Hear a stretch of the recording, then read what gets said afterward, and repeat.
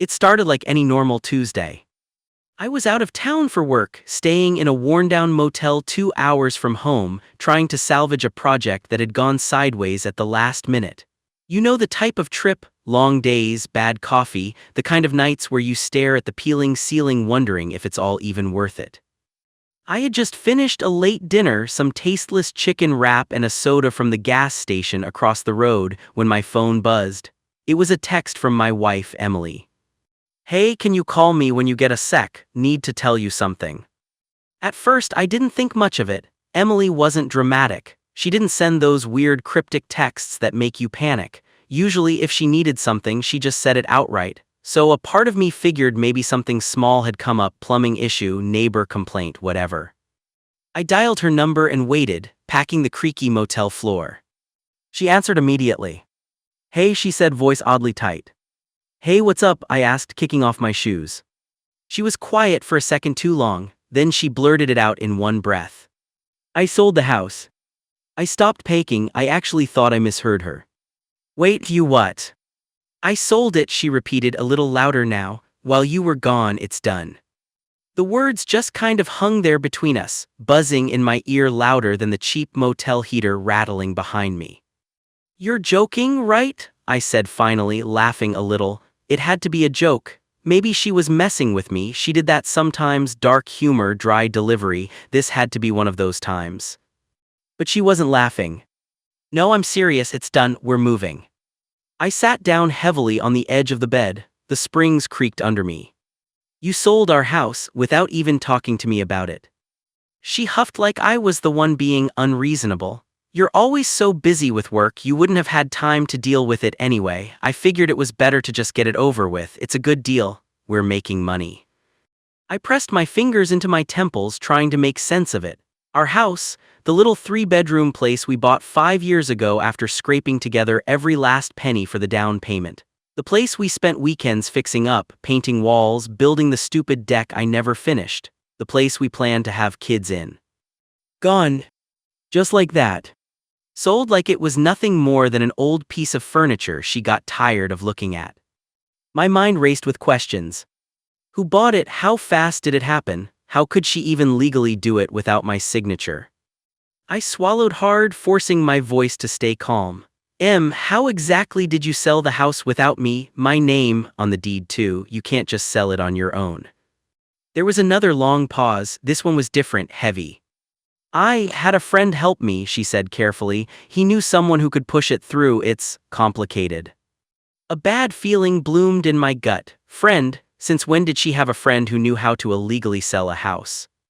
"Who's the friend?" I demanded. "That's not important," she snapped. "What matters is we're moving on. It's a good thing, a fresh start." Fresh start for who?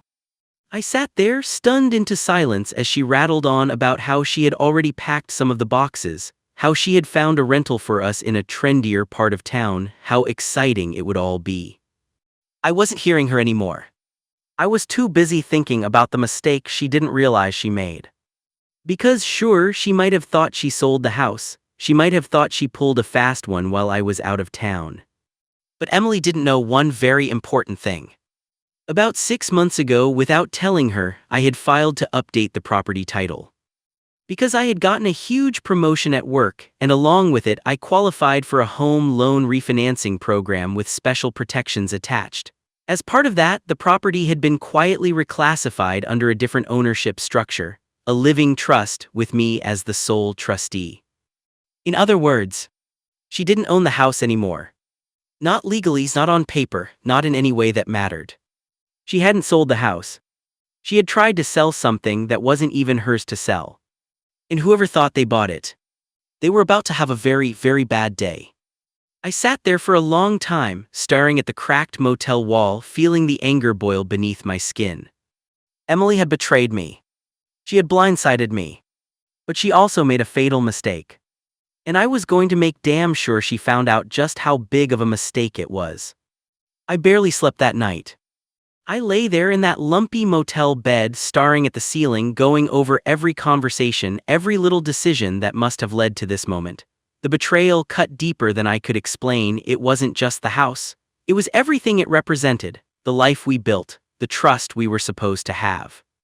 And now she had thrown it all away like it was nothing. By morning I had a plan. I got in my truck before the sun even came up, threw my overnight bag into the back seat and started the long drive home. 2 hours to think. 2 hours to let the anger settle into something colder, more dangerous, clarity. I wasn't going to scream, I wasn't going to cry. I was going to be smart. I was going to make sure every single person involved in this disaster realized exactly how badly they had screwed up. When I finally pulled into our driveway, everything looked the same, and yet not. There were a couple of moving boxes stacked by the garage door.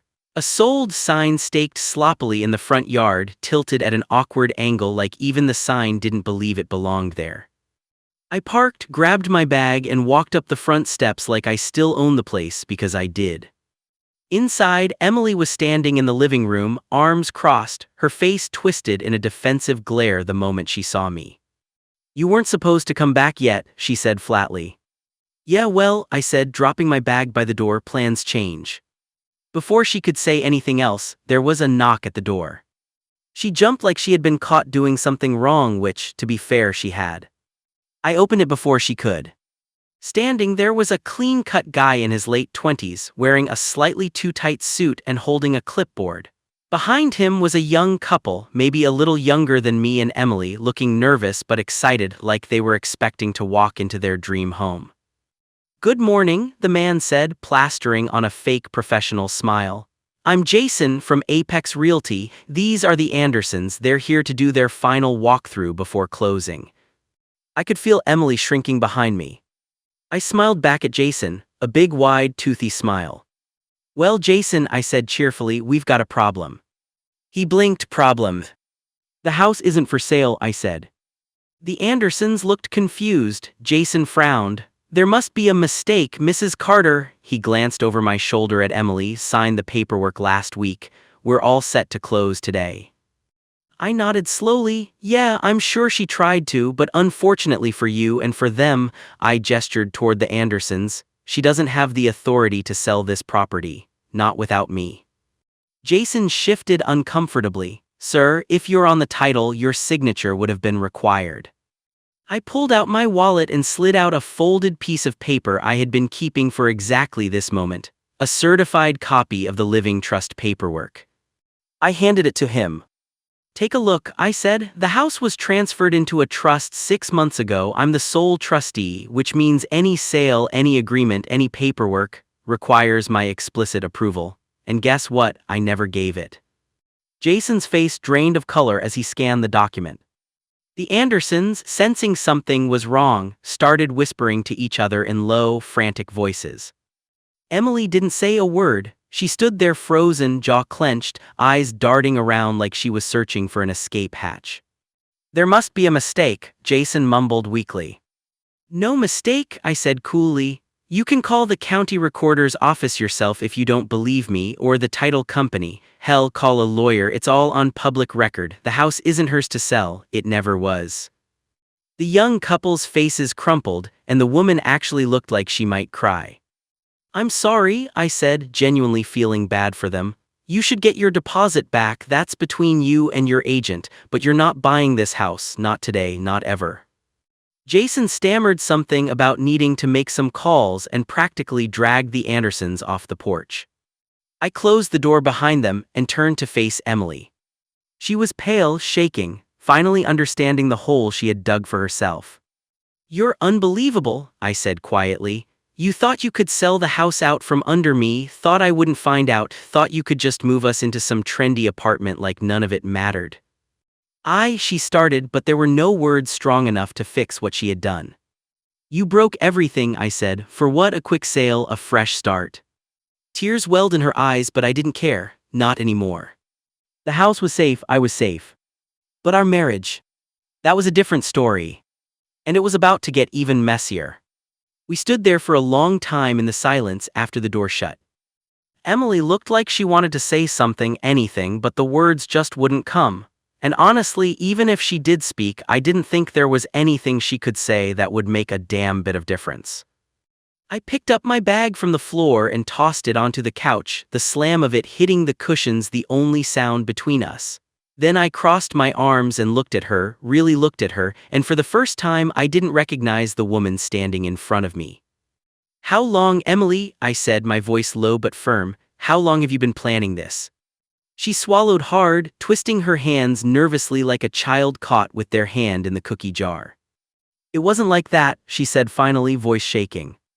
"Then what was it like?" I snapped. "You don't accidentally list a house behind your husband's back, you don't accidentally forge a signature and almost ruin people's lives."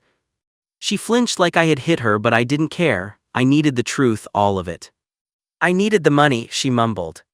I stared at her, heart thudding painfully in my chest. "For what?" She wouldn't look at me. She turned away, packing in tight circles, tears starting to spill down her cheeks. I made some mistakes," she whispered. "What kind of mistakes?" I pressed. "Gambling, drugs, debt." She shook her head fiercely. "No, nothing like that, it's just, I've been trying to start a business." I blinked. "A business?"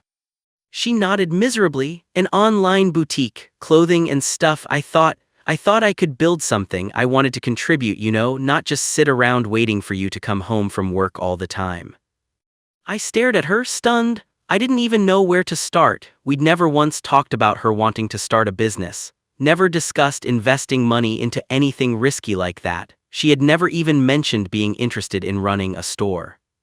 "You risked our house for a website?" I said slowly, as if saying it out loud would somehow make it make more sense. She nodded, wiping her nose with the sleeve of her sweater like a child. "I maxed out our credit cards," she admitted, voice so low I almost didn't catch it. "Took out some personal loans too. I thought once it took off I could pay it all back." "But it didn't take off," I said flatly. She nodded again, biting her lips so hard I thought she might draw blood. I closed my eyes for a second, trying to keep my temper from boiling over. This wasn't just about betrayal anymore. This was about survival. She had financially strapped us to a ticking time bomb without even giving me the chance to try to fix it with her. And worse, she tried to drag me down with her. "You should have told me," I said, my voice rough with emotion. "You should have trusted me." "I was scared," she cried. "I thought you'd be angry, I thought you'd leave." I laughed bitterly. "And your plan was to sell our home without telling me? You think that was going to keep us together?" She crumpled onto the couch, sobbing into her hands. I watched her, feeling a strange hollowness spread inside me. It was like mourning someone who wasn't dead, just gone. Gone in a way you couldn't fix. I sat down across from her, putting a solid piece of furniture between us like a barrier. "We're done, Emily," I said quietly but firmly. She looked up at me, mascara running down her cheeks, face crumpled in despair. "No, please, we can fix this," she begged. "We can sell some stuff, I'll get a job, I shook my head slowly. "There's no we anymore." The trust was broken, shattered into pieces so small there was no gluing them back together. Not after what she did. Not after what she almost cost me. "You'll need to find somewhere else to stay," I said. "I'll talk to a lawyer about the divorce paperwork." She started sobbing harder, rocking back and forth like a lost child, but I didn't move. I didn't comfort her. I didn't reach out. I just sat there, feeling the final, cold weight of it all settle on my shoulders. The woman I thought I married was gone. And now it was time to start thinking about protecting what was left of my life from the wreckage she had created. The first thing I did the next morning was call a lawyer. I didn't tell Emily I didn't owe her any warnings anymore. After what she had done, she lost the right to know what my next move was. I found a local attorney named Mr. Davis, one of those no-nonsense, plain-talking types you instantly trust because he doesn't bother sugarcoating things. I explained the situation over the phone as best I could without letting my voice shake from the anger still simmering just under the surface.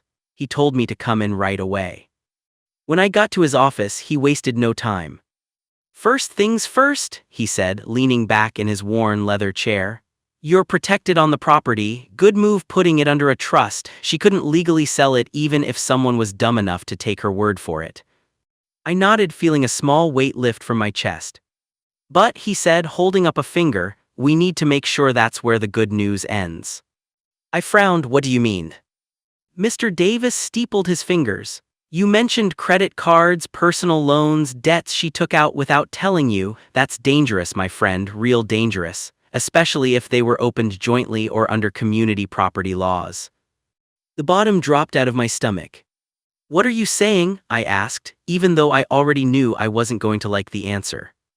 If your name on any of those accounts, or if she opened them while you were married, even without your knowledge, you could still be on the hook for them. I leaned forward, feeling the cold sweat start at the back of my neck, even if I didn't sign anything, even if I didn't know. He nodded grimly. Welcome to the wonderful world of marriage law. I sat back hard in the chair, the anger rushing back full force. Emily hadn't just risked the house, she had risked me, my credit, my future, everything I had worked my ass off to build. And she hadn't even had the decency to tell me. Mr. Davis passed a legal pad across the desk. I need you to make a list, every account you know about, every credit card, every loan, then we'll start pulling reports and finding out just how deep this hole really goes. I spent the next half hour scribbling down everything I could remember. My hands were shaking by the time I finished. He glanced over the list and nodded. All right, I'll get my assistant to pull your full credit report, we'll see what pops up. In the meantime, we start divorce proceedings. You file first, it gives you control over the terms. Control, that was something I hadn't felt in days. It felt good. It felt necessary. He handed me a thick packet of paperwork and a pen. It's a lot, but the sooner we start, the better. I started filling it out right there at his desk, line after line, signature after signature, feeling like I was carving the final words into the tombstone of our marriage. When I finally finished, he gave me a firm handshake. We'll get you through this, he said. Might be messy, might take time, but you'll come out the other side, cleaner, stronger.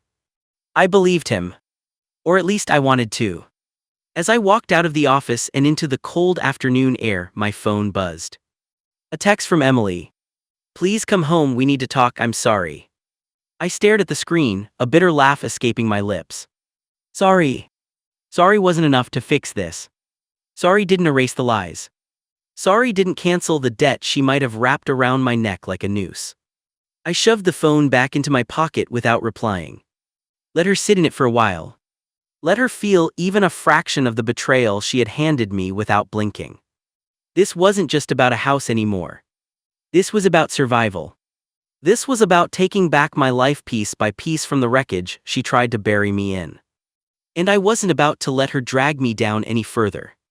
It took 2 days for the full extent of the damage to come into focus.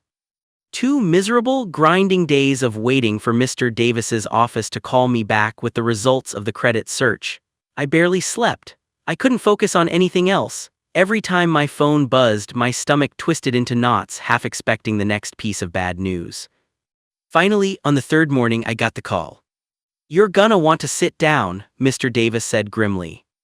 I was already sitting at the kitchen table of my house, the house Emily had tried to sell out from under me. She was upstairs, mercifully silent, giving me space, probably terrified of what was coming next. And she should have been. There are 8 credit cards you didn't know about, Davis said, all opened in the last 15 months. 8. My chest tightened. How much? He sighed. Total balance across all accounts is just under $78,000. I closed my eyes, rubbing my temples. 78 grand. It felt like a physical weight pressing down on my chest. But he wasn't done. There's also a personal loan through an online lender, $35,000, currently in delinquency. I swore under my breath. And a merchant cash advance, he added almost as an afterthought, through some shady startup financing company, $25,000. I couldn't breathe for a second. All told, Emily had racked up nearly $140,000 in debt, all in my name or attached to it by marriage. And she hadn't said a word. Not when she maxed out the first card. Not when the business started hemorrhaging money. Not when she decided selling our house was the only way out. She had sat there every night at our dinner table, smiled at me across takeout boxes and wine glasses, and lied straight to my face. It was one thing to be reckless. It was another thing to be a coward. But what she had done, that was something else entirely. It was betrayal of the highest order. I'm filing emergency paperwork today, Davis said. Petitioning to separate financial responsibility immediately. It might slow down creditors from coming after you personally, but it's not a magic bullet. You're gonna have a fight ahead of you. I nodded numbly even though he couldn't see me. Thanks, Davis. Hang tough, he said, we'll get through it. When I hung up, the house felt too quiet, like it was holding its breath.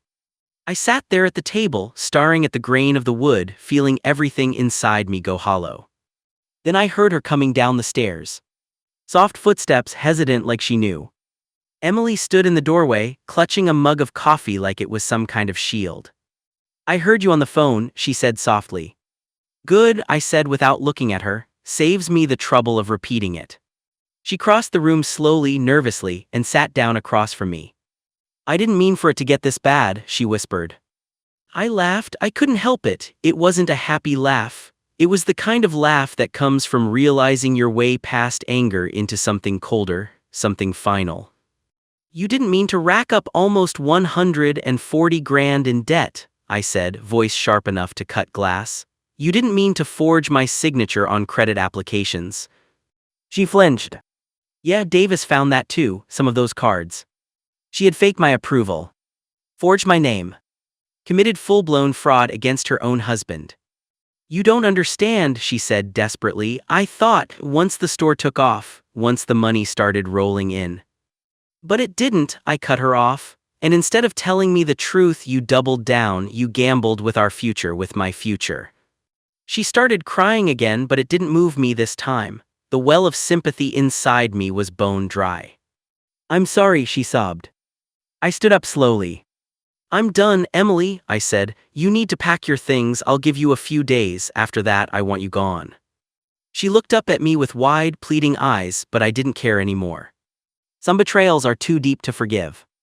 And some marriages aren't meant to survive the truth. As I walked upstairs, I realized something else. For the first time in months, maybe years, I felt free.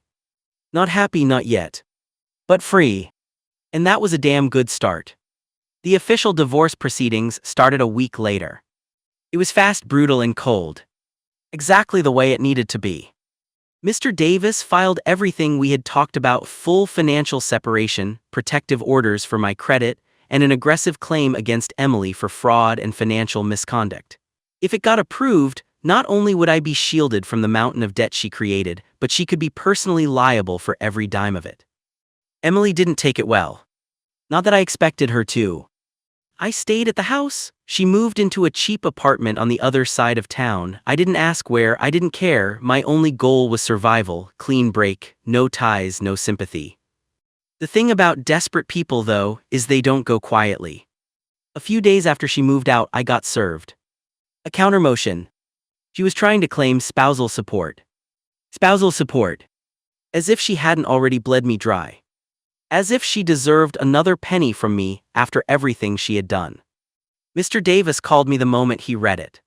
She's desperate, he said bluntly. Probably got someone in her ear telling her to fight for anything she can get, some lawyer who doesn't know the full story or doesn't care. I sat there in my truck, gripping the steering wheel so tightly my knuckles turned white. She's got nothing, I said through gritted teeth. She burned it all. Doesn't mean she won't try, Davis said. But don't worry, we've got her dead to rights. Fraud, concealed debts, misuse of marital assets. She's gonna have a hard time convincing any judge she's owed a damn thing. I nodded, breathing out slowly. Still, it wasn't just about money anymore. It was about principle. She wasn't just trying to wreck my finances, she was trying to rewrite the narrative. Trying to paint herself as the victim. Trying to act like she was owed something for the years she spent lying to me. I wasn't going to let her. When the court hearing came around, it wasn't in some grand, wood-paneled courtroom like you see in movies. It was a dull, cramped room with fluorescent lights and plastic chairs, the kind of place where real life gets sorted out quietly and painfully.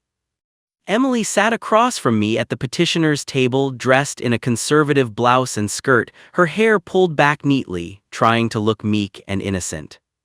I barely recognized her. I sat next to Davis, wearing the same thing I always wore: clean jeans, a button-down shirt. I didn't need to put on a show, I had the truth on my side. The hearing was short. Davis laid it out with brutal efficiency: the hidden debts, the fraudulent credit applications, the attempt to sell the house illegally. He even had copies of the forged signatures presented neatly in a little binder. When it was her lawyer's turn to speak, he really did, talked about emotional stress, talked about her efforts to build a future with her business, talked about how hard she had tried to contribute. But it all fell flat. Because no amount of pretty words could cover up what she did. The judge ruled against her. No spousal support. Full financial separation. And a note that she could be pursued for damages if I chose to go after her for the fraud. It was over in less than an hour. As the judge banged the gavel and the bailiff called the next case, I stood up slowly, feeling like I had finally crawled out from under a collapsed building. Emily didn't look at me as I walked past her. Good. I didn't look at her either. Outside the courthouse, Davis clapped me on the shoulder. "You're free," he said simply. I nodded, taking a deep breath of the cool autumn air. I was free. Finally. I got into my truck and sat there for a while, just letting the moment sink in. The woman who tried to sell my house, who buried us in debt, who betrayed every promise we ever made, she was out of my life. The damage she did would take time to heal. My finances weren't perfect yet, my trust wasn't perfect yet, hell, I wasn't perfect yet. But I had my house. I had my future. And most importantly, I had myself back. Sometimes life falls apart so something better can be built in its place. And I had every intention of building something stronger than ever before. The first night after the hearing, I slept better than I had in months. Not the kind of sleep you get when you're exhausted from fighting, but the deep, peaceful kind that comes when you know the war is finally over. I woke up the next morning with the sunlight streaming through the windows of my house, and for the first time in a long time, I didn't feel trapped in it. It felt like mine again. I took that weekend to start reclaiming the space. One room at a time. I boxed up the last of Emily's things, the few she hadn't bothered to take when she left, and stacked them neatly in the garage. I didn't burn them, I didn't trash them, I didn't need that kind of drama. She could come get them or she couldn't. Either way, they weren't my problem anymore. Then I did something small but important. I repainted the master bedroom. It sounds stupid maybe, but there was something cathartic about it. Rolling that fresh coat of paint over the walls, covering up the colors we had picked out together back when everything still felt right. Erasing the old, making space for the new. I chose a deep navy blue. Bold, calm, solid. Exactly what I needed to be. Over the next few weeks, I kept moving forward step by step. I canceled all the old joint accounts. Opened new ones, locked my credit, set up new savings plans. I wasn't going to let her mistakes define my future. Financially, it was rough, I won't lie about that. There were days I opened my banking app and felt a tight knot in my stomach at the numbers staring back at me. Starting over costs money. Protecting yourself costs money. But every payment I made, every new account I built was another brick in the foundation of the life I was rebuilding for myself this time. Emotionally, it wasn't any easier. There were nights I sat on the back porch with a beer in my hand, staring up at the stars, wondering how the hell everything had gone so wrong. Wondering how the woman I once trusted with everything could betray me so completely. But over time the anger dulled. The sadness faded. And what remained was something tougher, stronger, clearer. I wasn't just surviving. I was rebuilding. One evening, about 2 months after the divorce was finalized, I ran into an old friend from work at the local hardware store. Mike, good guy, known him for years, helped me hang drywall back when I first bought the place. He asked me how things were going. I told him the short version: divorce, legal mess, starting over. He nodded like he understood. "You know," he said, grabbing a box of screws from the shelf, "you're lucky." I laughed. Lucky? He nodded again. "Yeah, most guys don't find out who they're really married to until it's too late. At least you still have your house, your future." He clapped me on the shoulder. "Now you get to build the life you actually want." It stuck with me what he said. Not the part about luck, I didn't feel lucky most days. But the part about building. I wasn't just patching up the ruins of the old life. I was laying the foundation for a better one. Brick by brick, day by day. By the time spring rolled around, the house didn't just look different, it felt different. It felt alive again, it felt like mine. I started going out more, seeing friends, picking up hobbies I had let die during the endless grind of trying to hold a broken marriage together. I wasn't rushing into anything new, I wasn't looking to fill the space Emily left behind. I was filling it with me. With the version of myself I had almost lost, the guy who knew how to work hard, love fiercely, trust wisely. And one quiet night, sitting on my back porch, watching the sun dip below the horizon, I realized something important. Sometimes the people you think you need to build a life with are the very ones who are holding you back from living it. And sometimes, losing everything you thought mattered is how you find the only thing that ever really did. Yourself.